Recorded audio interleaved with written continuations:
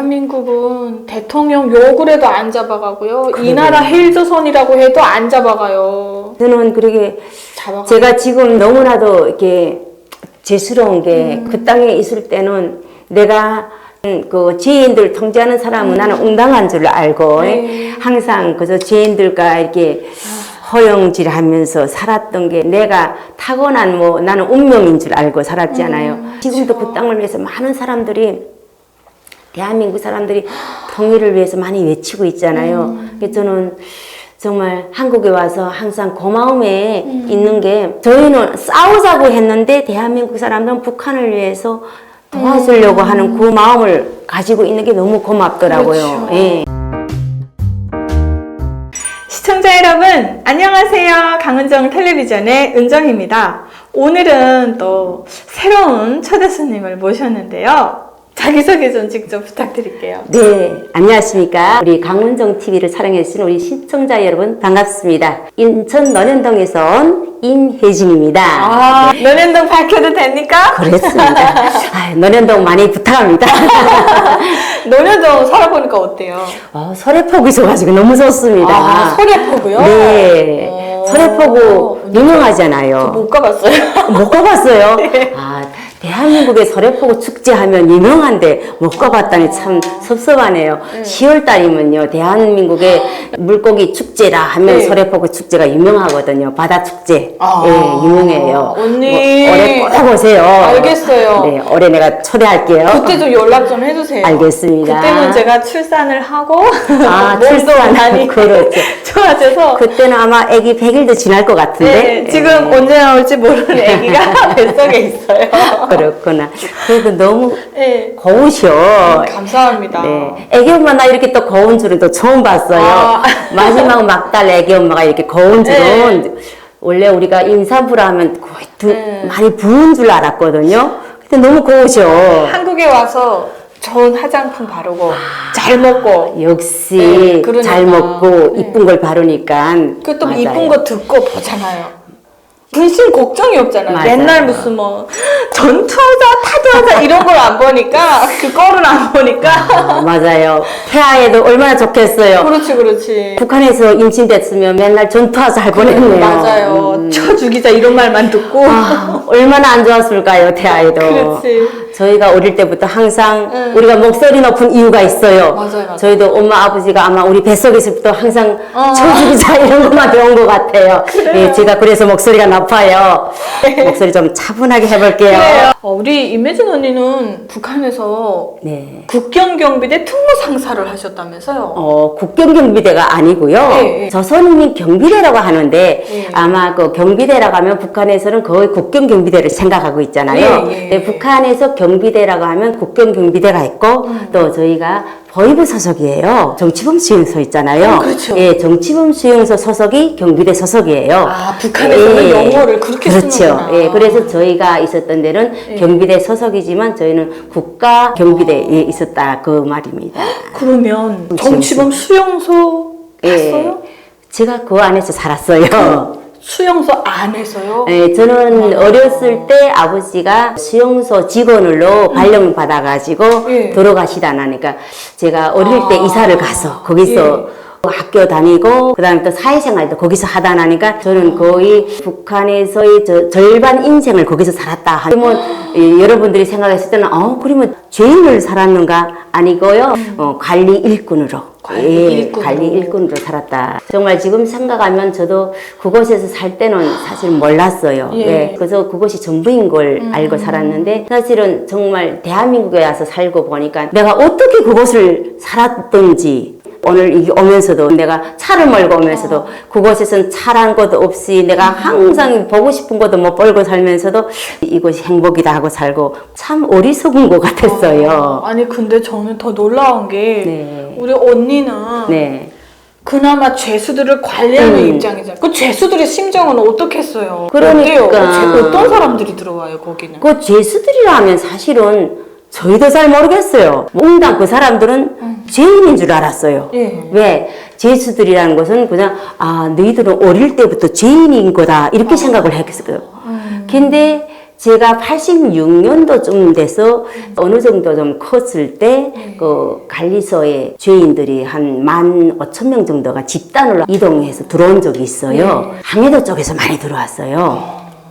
그래서 저희가 그 죄인들을 서로 1대1로 만나서 담화하는 과정이 있었어요. 그 과정에 제가 알게 된 학생이 하나 있었는데 그 학생이 9살짜리 됐는데 노래를 엄청 잘해가지고 전국 노래자랑에서 2등을 했다 하더라고요. 노래 경연 대회에서. 그렇죠. 예. 본인이 노래를 잘해가지고 선생님 한 달 후면 다시 평양 가서 노래를 또 해야 된다고 아이고. 애가 그렇게 천진난만하게 말을 하더라는 거예요. 그래서 저는 너무 속이 아팠어. 네가 노래를 얼만큼 잘했냐 하니까 노래를 해보라고 하니까 노래를 하는데 엄마는 뭐 하냐 하니까 엄마가 우사 했더라고요. 그러니까 엄마가 평양 우대에 우대를 졸업하고 우사를 하시던 분인데 제명은 모르겠어요. 근데 그 전쟁 시기에 안에서 그때 일사후퇴 때 여기 남한으로 넘어간 사람들이 많잖아. 그런 가족들이 많이 후손인가 보다. 그래요. 뭐 정치적인 발언이라든가 이런 거 말 한마디 잘못하면 그 후손들이 많이 넘어와가지고 그때 참 가슴 아팠던 그 추억이 한 가지는 전 있은 것 같아요. 그 아이는 지금 자기가 평생 갇혀 살아야 되는 것에 들어온 줄도 모르고 아주 해맑게 다시 평양가 노래 부른다는 꿈을 안고 있었던 거잖아요. 가족이 집단적으로 들어올 때는 가족이 같이 살게 해요? 처음에는 같이 살게 한 1, 2년은 같이 살게 해요. 1, 2년은 했다가 거기서 남편들은 다 따로 또 어디다 보내요. 그 관리소 안에 들어온 사람들 치고는 정말 높은 곳에서 다 김일성 종합대학이라던가 김책공대 정말 똑똑한 사람들로 기술자들 이런 사람들이 많았어요. 한 3일 정도 됐으니까 이 사람들이 이사를 왔지 않아요. 대한민국도 아마 옛날에는 우편이라는 걸 붙였을 거예요. 편지를 써서 그 우체국에다 붙이겠다고 그걸 써가지고 저희들 보고 선생님 이 우체국이 어디에 있는가고 물어보던 그 기가 막힌 상황이 생각이 나는데, 그러니까 왜냐면 어디다 대고 붙여. 그 사람들은 자기들이 지금 어떤 곳이 언제는 모른단 말입니다. 왜? 올 때는 누구도 말 안 해주니까요. 그럼 왜 왔는지 모르고 들어온 사람들이 엄청 많지요. 그래서 그 죄인으로 평생을 살다가 정말 기적같이 그것에서 해명돼서 나간 사람이 한둘이 있었어요. 근데 그 사람 같은 경우는 뭐 정말 김일성이 뭐 방침에 의해서 한두 명 나갔던 건 있지만 거의 평생을 그 안에서 살다가 죽는다 이렇게 보면 되죠. 너무 가슴 아프다. 그러면 언니 거기에 그 죄수들 식생활은 어때요? 어떤 걸 줘요? 식생활 같은 경우는 죄인들이 거의 자급자족을 한다고 보면 돼요. 공급이 없어요? 공급은 안 하고요. 관리소 안에서 주로 농사도 짓고 탄광도 있었어요. 관리소 안 자체가 한 개 군에서 리가 있잖아요. 5개 리가 있었어요. 그 안이 엄청 컸어요. 저희가 있던 그 관리소 안에 5개 리가 있어가지고 농장에서 농장원들은 거기서 안에서 농사를 지어가지고 몇 프로씩 본인들이 농사를 지어 먹고 탄광에 있는 사람들은 이제 그 농사 짓는 데서 또 배급을 주는 것처럼 거기서도 이렇게 주는 방식을 하더라고요. 그 안에서는. 국가에서 주는 것이 아니고 자체로. 예. 근데 그 안에서도 배가 고파가지고 서로 훔쳐먹는 그런 것이 많았어요. 뭐 거기라고 다르겠어요? 예. 아이고. 그래서 그 안에서도 또 과목이 있어요. 제가 그래서 제일 이치 앉는 것이 한 번은 그 자기들끼리도 이게 배고프니까 훔쳐 먹다가 서로 싸움이 일어나가지고 일러 바칠래기 고발한다 그러잖아요. 매 맞아서 질질 끌려오던 그 생각이 나는데, 그리고 특히 또 정치범수용소 안에 고아들이 많아요. 그러니까 부모들이 이제 살다가 죽어서 그 안에서 일하다가 죽던가 살다가 죽잖아요. 그럼 고아들이 많아요. 그 아이들 어떻게 해요?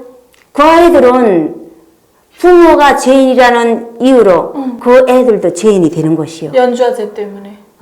그래서 제가 제일 마음이 우리도 이게 사람인지라 그 죄인들을 보다 나면 가슴이 많이 아팠어요. 근데 너네는 당에 죄를 짓고 들어온 죄인이란 하지만 인간적인 마음도 들었다는 거잖아요. 아무래도 사람인지라 그 보다 나면 마음이 아프더라고. 근데 그 죄인 애들이 정말 그 고아들을 키우는 이 따로 합숙소 같은 게 있어요. 그러면 거기에 걔네도 따로 식당이라는 걸 하는데 보면 통강냉이 같은 걸 삶아주는데 거기도 아무래도 나이가 있는 애들이 있고 나이가 어린 애들 있잖아요. 그럼 나이 있는 애들은 주먹이 세다 나니까 거기서 좀 더 먹고 어린 애들은 거기서 못 먹다 나니까 밀리고 하다 나니까 배고파서 양육강식이. 그래가지고 거기서도 굶어 죽는 애들이 있더라고요. 그러면 선생들이 가서 그 나름대로 규율을 세워주느라고 해도 우리가 90년대 이후에도 사회에서도 그런 일이 있는 것처럼 그렇죠. 그 안에서도 그렇게 양육강식이 있을 수밖에 없더라고요. 예, 북한이란 나라는 참 어릴 때부터 서로 싸움을 하게끔 만들더라고요. 증오를 가르쳐. 예, 너무 마음이 아프더라고요. 그래서 제가 살았던 북한에서 배웠던 거는 오직 증오밖에 없었던 것 같아요. 어떻게 하나 살아남아서 너를 내가 이기고 살아남아야지만 그렇지. 내가 살 수 있다. 이런 증오밖에 안 배운 것 같아요. 아니 그러면 언니 거기서 환자가 생기거나 아프면 그 안에서는 어떻게 해요? 그 안에도 아까 애기 엄마 같은 경우도 의대에 나왔다 했잖아요. 그 안에도 나름대로 자기들이 뭐 진료소라고 있어요. 자격을 가진 사람들이 해서 있는데 약은 없지 않아요. 그러니까 북한은 뭐 민간요법 같은 걸 많이 써요. 그래서 환자들 치료한다. 거기 사람들은 사람이 아니지 않나? 그렇죠. 약이 없으니까 약초를 가서 캐오게 해가지고 약초로 민간요법을 다스리는데 사실은 열병이 나가지고 한때 많이 열병이 돌았잖아요. 무리 죽음을 당할 수밖에 없고 거기는 죽어도 뭐 제사라는 게 없으니까 그래서 산에다 가져다가서 돌무덤에서는 그냥 엮고 87년도에 그때 그 이성대 온 형제 중에 두 형제가 왔는데 이 사람들이 할머니가 고향이 남한이라 하더라고요. 이 사람들이 아마 항해도에서 왔는데도 어떻게 그 길을 알았는지 일하러 나가가지고 저기 중국으로 가는 길을 알아가지고 중국으로 도망을 쳤어요. 근데 사실은 북한에서 이 정치범 수용소 안에서 개인이 도망쳤다는 거는 관리소 역사가 생겨서 처음이거든요. 그것도 집단 도주했어요. 둘이서 간 게 아니고요. 자기 애들 둘이 할머니, 아들, 며느리 해서 총 9이 도망친 거예요. 어떻게? 그러니까요. 어떻게 철조망을 도망갔지? 그러니까 저희도 지금도 그게 미스터리 됐어요. 그 철조망이 몇 겹이에요? 3겹을 했어요. 전기 고압은요? 그때는 고압을 안 였댔어요. 왜냐면요, 사실은 고압을 투지한데도 사실은 낮에 일하러 갈 때는 거의 안 하고 밤에만 했는데 이 사람들이 낮에 일하러 가서 도망을 쳤거든요. 아마도 그걸 알았는지. 그리고 그때 87년도 그때는 북한 사람들도 중국에 별로 도망치는 사람도 없었잖아요. 그러니까 일하러 가면서 어떻게 그 중국에 갈 생각을 이 사람들이 했는지는 모르지만 그 사람들이 여하튼 중국을 넘어갔어. 그 북한 국가보위에서 그때 난리가 난 거예요. 김일성이한테까지 그때 보고가 올라가서 무조건 잡으라 해서 중국 쪽에 연락이 간 거예요. 그러니까 중국하고 북한은 또 이게 친선관계잖아요.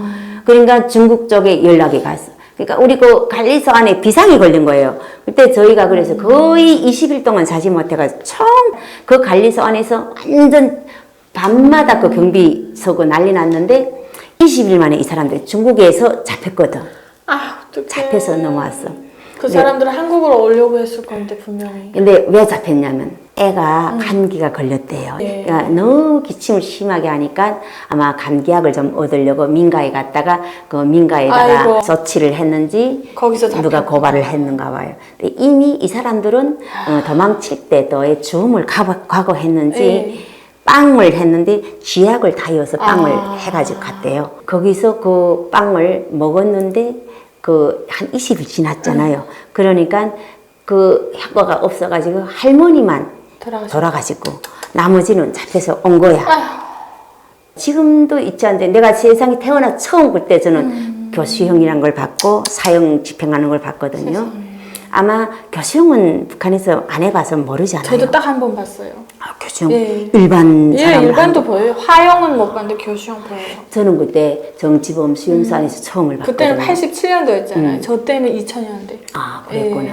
근데 저는 그때 그걸 봤는데 이미 이 사람들은 매 맞아가지고 다 뭐 시체가 된 걸 데리고 나왔어. 그리고 남자 둘이는 교수형에 처하고 그 다음에 며느리들하고 어른들은 7인 이게 사격장에다 쫙 다 간역에다 하고 공개 처형을. 그렇죠. 그 죄인들을 쫙 15,000명 정도 모아놓고. 그리고 애들 서인은 뭐 어찌겠어 애들은 안 죽이고, 예? 한 사람한테 세 발씩 해서 쏘잖아요. 예? 그리고 교수형을 딱 쳐하는데 사실은 저는 그때 놀란 것이 이게 사람이 그냥 뭐 올라가서 죽으니까 그냥 인차 이미 숨이 다 나갔으니까 죽더라고. 그런데 문제는 그 교수형 된 그 시체를 죄인들한테 다 돌려본단 말이에요. 왜? 너희들도 도망치면 이렇게 된다고. 그러니까 그 사람들도 그냥 보는 것이 아니고 분노 표출을 해야 된단 말이에요. 그러니까 그 시체에다가 그 사람이 소속됐던 반부터 인민반부터 쭉 돌아보게 한단 말이에요. 그러니까 너 때문에 우리가 너무 힘들었다. 이 분노 표출을 해야 되니까 그 시체에다 대고 돌멩이를 던지기 시작을 하는데요. 저는 그때 사람이 죽으면 사실은 금방 피가 굳는 줄 알았어요. 그런데 아니더구만요. 이게 돌멩이를 던지기 시작을 하니까 상상을 해보실까. 내가 이게 오늘 이 말을 하지 말아야 되는데 우리 괜찮아요. 북한인의 이 현실을 알려야 되니까요. 그렇지. 그걸 보는 순간에 나도 진짜 이게 막 올라와가지고 눈을 그 싸매고 돌았었어요. 근데는 사람이 그 많은 사람들이 다 돌아보고 나니까 그게 어떻게 됐겠어요. 그러니까 우리가 그 많은 사람이 다 돌을 던졌을 텐데 가루가 됐겠지. 우리 그 흔히 차에서 로드킬 된 그 짐승을 봤을 때 네. 그거 처참하게 된 걸 그거 보는 느낌이었어요? 제가 그래서 야, 사람인데 저는 그때 약간 북한에 대한 야, 인간인데 그래도 같은 사람인데 어떻게 저럴 수가 있냐 이런 걸 제가 한 일주일을 밥 못 먹었던 진짜 그 생각이 너무나도 트라우마가 그때 생겼어요. 저는 너무 힘들었던 기억이 저는 북한에 대한 그 안 좋은 트라우마가 그때 좀 생겼어요.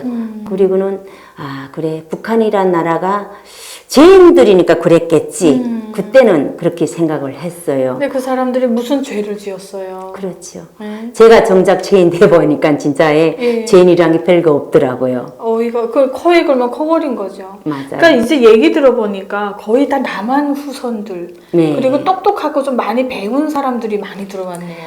아무래도 북한이라는 나라는 자기 말을 잘 따라야 되지 않아요. 근데 조금 똑똑한 사람들은 이 사회가 왜 이렇지 하면 불만만 가지면 북한 아는 만큼 보이니까 그렇죠. 많이 하면 많이 보이잖아요. 특히 말 한마디 잘못했는데 어떤 말을 한 사람이 들어온지 알아요? 어떤 말을? 그 사람이 너무나도 비가 안 오니까 이놈이 하늘에 왜 비가 안 오네요. 닭 벼락이나 쳤으면 좋겠다 이랬다고. 그 정치적인 발언이라고 해가지고 그 정치권을 걸어가지고 들어온 사람이 있어요. 벼락이나 치라고 했다고. 그러면 김일성이를 욕했다는 거예요. 하늘에 대고 했는데 벼락이나 쳐서 비가 왔으면 좋겠다 했는데 왜냐면 북한에서 하늘이 김일성이잖아요. 그렇지. 하늘처럼 믿고 삽니다. 이 노래도 맞아요. 있잖아요. 야, 저 악마 같은 놈들을 어떻게 하면 좋을까? 들을수록 끝이 없네요. 맞아요. 북한이란 나라는 우리가 예. 그 나라에서 나서 자랐지만 해도 진짜 생각할수록 너무 치가 떨리는 것 같아요. 야, 그 어린 아이가 아프지만 않았어도 그 사람들 탈북에 성공을 하는 건데 너무 안타깝고 안 됐네요, 진짜. 그렇죠. 그 사람들이 그때 성공을 했으면 대한민국에 나올 수 있었다면 정말 정치범 수용소에 대한 성공한 첫 사례가 아닐까 하는 그런 그러면 생각도 북한의 정치범 수용소가 조금 더 알려졌겠죠, 빨리. 그렇죠? 그러면 그 유사시가 일어나면은 그 죄수들 다 죽이라고 해요? 그렇죠. 평상시에 우리가 교육받을 때도 항상 죄인들 같은 경우는 우리하고는 적대 계급이다. 저 사람들은 같은 사람이 탈을 쳤지만 너희들하고는 철전지 원수고 항상 언제 우리 사회를 배반하는 그런 사람들이기 때문에 반기를 들기 때문에 유사시에는 전쟁이 일어나면 우리는 저 사람들을 먼저 죽이고 우리는 나가야 된다 이러면서 그래서 북한의 정치범 수용소마다 저희하고 우리 옆에 붙었던 관리소는 저수시가 다 있어요. 그 저수시가 그 마을보다 다 높아요. 유사시에 이제 저런 저수시를 터져버리면 마을들이 다 잠겨서 죽는. 예. 그렇게 만들어놨어요. 총 안 쏘고. 예. 그 저수시가 다 이게 물댐이 다 내려가게 만들어놨어요. 세상에. 거기다 다 물담 곁들여가지고 쫙 잠겨 죽는구나. 그렇죠. 다 그렇게 합니다. 죽창도 꽂아 놓는다는 게 뭔 소리예요? 경계선을 쭉 있어요. 가다가 그냥 잡히면 찔려 죽게? 그렇죠. 철조망이 쭉 있어요. 풀을 다 뽑고 우리 여기 38산처럼 있잖아요. 쭉 선을 있어요. 그리고 그 드문드문 위에다 풀밭을 해놓고 그 밑에다가 이 창을 박아요. 예. 근데 일반 창이 아니고 한 50에서 70 되는 창이에요. 길이가 길겠네요. 예. 그러면 거기 창에 찔리면 너루라던가 일반 멧돼지도 즉사를 해요. 사람이 찔리면 못 나와요. 진짜. 그래가지고 관리소가 해체된 다음에 사람들이 찔린 사례도 있어요. 거기가. 나 저놈의 땅을 어떡할까. 그래서 정말 거기 벽돌 공장이라고 그 안에 있었거든요. 그 안에 사격장이 있고 그 안에서 많은 죄인들이 총살됐던 것이고 많은 시체들을 거기서는 소각을 했어요. 그래서 저희가 그 말을 했어요. 그 후에 그 관리소 해산된 다음에 일반 시민들이 들어갔을 때 그 안에서 이상한 뼈들이 나왔다 했는데 저희는 이미 아니까 거기 아마도 말을 못해도 인간 사람들이 뼈일 것이다 우리는 추정을 하지만 사회 사람들은 짐승이 뼈인지 뭔지는 모르지만 이렇게 모를 뼈들이 많이 나왔다 이러는데 거기다가 진짜 이름 모를 영혼들이 거기 얼마나 많이 있는지. 진짜 이거는 여러분 오늘 진짜 너무 그 정치범 수용소 안의 얘기를 생동하게 듣고 있는데 정말 충격이 아닐 수가 없어요. 대한민국은 대통령 욕을 해도 안 잡아가고요. 이 나라 헬조선이라고 해도 안 잡아가요. 저는 그러게 제가 지금 너무나도 이렇게 죄스러운 게 그 땅에 있을 때는 내가 그 죄인들 통제하는 사람은 나는 응당한 줄 알고 항상 그저 죄인들과 이렇게 허영질하면서 살았던 게 내가 타고난 뭐 나는 운명인 줄 알고 살았잖아요. 그래서 많이 지금도 이렇게 반성하고 있지만 해도 참 그 나라 땅에 지금도 얼마나 많은 정치범인들이 아직도 있고 그 땅을 정말 우리는 잊어서는 안 되고 지금도 그 땅을 위해서 많은 사람들이 대한민국 사람들이 통일을 위해서 많이 외치고 있잖아요. 그래서 저는 정말 한국에 와서 항상 고마움에 있는 게 저희는 싸우자고 했는데 대한민국 사람들은 북한을 위해서 도와주려고 하는 그 마음을 가지고 있는 게 너무 고맙더라고요. 예, 너무 고맙더라고요. 야, 그래요. 저라도 한국에 와서 이런 삶을 살면서 지난 날을 반성할 것 같아요. 그렇죠. 그렇죠. 근데 또 그땐 몰랐으니까. 그 사회의 시스템 그게 단 줄 아셨으니까. 그렇죠. 근데 또 그들의 그 상황을 실제적으로 또 증언을 해주시니까 이제라도 그들을 위한 마음을 품고 살아가면서 그래요. 예. 트라우마는 평생 갈 것 같아요. 그렇죠. 예. 그러면 그렇게 사시다가 어떻게 탈북하게 됐어요?